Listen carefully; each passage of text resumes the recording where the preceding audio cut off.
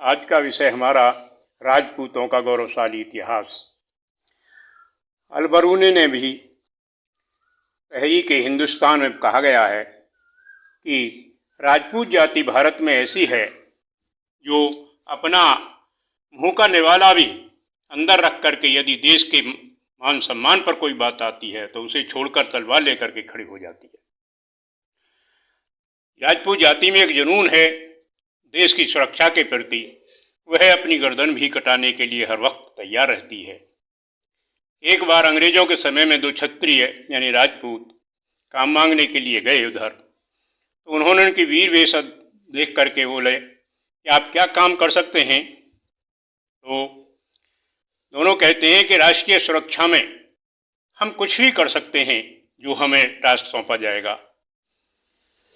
कि अच्छा, कैसे परिचय दोगे कि करके दिखाएं या कह के कि नहीं करके ही दिखा दो। तो उन्होंने कहा कि यदि हमारे देश की मान सम्मान पर कोई आंच आती है तो हम ये दोधारी तलवार लेकर के खड़े हो जाते हैं और अंत तक युद्ध करते रहते हैं।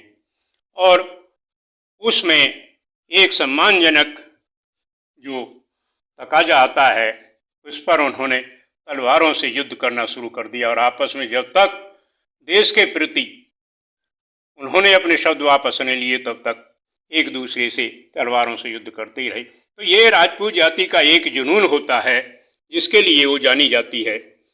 हमारी फौज में भी इसको समय समय पर इतिहास दोहराया गया है। आपने भी देखा होगा अंग्रेजों के समय से ही यहाँ विभिन्न प्रकार की जो हमारी जातियाँ हैं भारतवर्ष में जो मार्शल कही जाती हैं, जैसे जाट है, सिख हैं, अहीर हैं, उनकी रेजिमेंट बनी हुई हैं एक एक। लेकिन राजपूतों की तीन तीन चार चार रेजिमेंट हैं। राजपूत रेजिमेंट अलग है, राजपूत राइफल्स अलग है, डोगरा अलग हैं। तो इनको जो सम्मान दिया गया है ये यूं ही नहीं दिया गया है।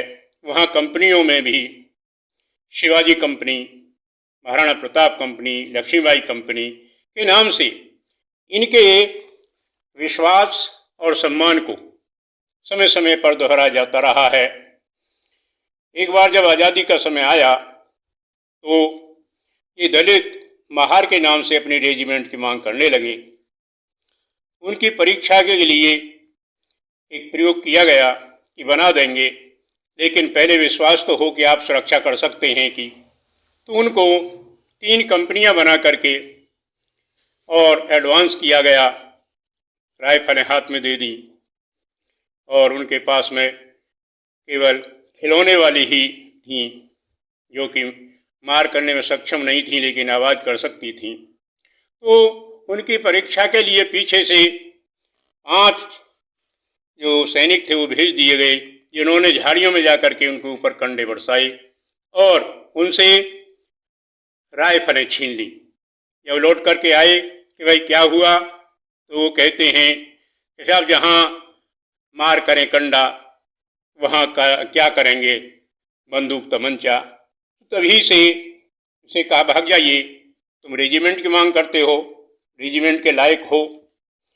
अब भी आपने देखा होगा कि जिस समय सन 65 का युद्ध हो रहा था तो मुस्लिम जो रेजिमेंट थी कच्छ के रण में लगी हुई थी, वहाँ उन्होंने पाकिस्तानी सैनिकों के सामने लड़ने से मना कर दिया। उसी समय उसको भंग कर दिया गया और देश का काफ़ी हिस्सा कब्जा दिया। उस जिम्मेदारी को छंब क्षेत्र से राजपूत रेजिमेंट ने जिम्मा संभाला और लाहौर तक शीघ्र ही पहुँच करके उसका बदला ले लिया जो पीछे लौटा दिया गया।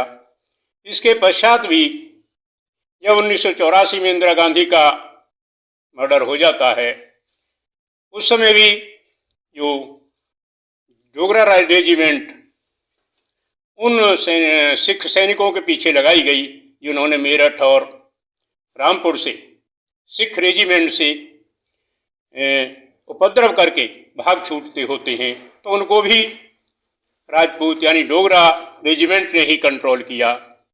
इसके पश्चात भी समय समय पर राजपूतों ने अपने जो देश के सम्मान के प्रति गौरव है उसका परिचय दिया है। ये देश की आन पर मिटने के लिए हर वक्त तैयार रहते हैं। कहते हैं कि अशोक ने अपने 99 भाइयों का वध इसलिए कर दिया क्योंकि वे देश की सुरक्षा करने में असमर्थ थे और देश का बंटवारा चाहते थे। किंवदंती तो बहुत चली आ रही हैं, लेकिन जो इतिहास है भारतवर्ष में वो राजपूतों का बड़ा गौरवशाली है, जिसको समय समय पर परिचय दिया जाता रहा है। मैं आज आप सभी से उस इतिहास को दोहराने के लिए गुजारिश कर रहा हूं कि ये गौरवशाली इतिहास मिट न जाए। आप सभी से निवेदन है कि जब जब देश के प्रति दुश्मनों का कोई चक्र चले तो राजपूत जाति जैसे पहले से परिचय देती रही है उसी प्रकार से आज भी परिचय दे। मैं आप सभी से अपने चैनल के प्रति गुजारिश करूंगा कि इसके सब्सक्राइब जरूर करें और मुझे जो कोई त्रुटि हो उसके लिए मार्गदर्शन करें। धन्यवाद और नमस्कार।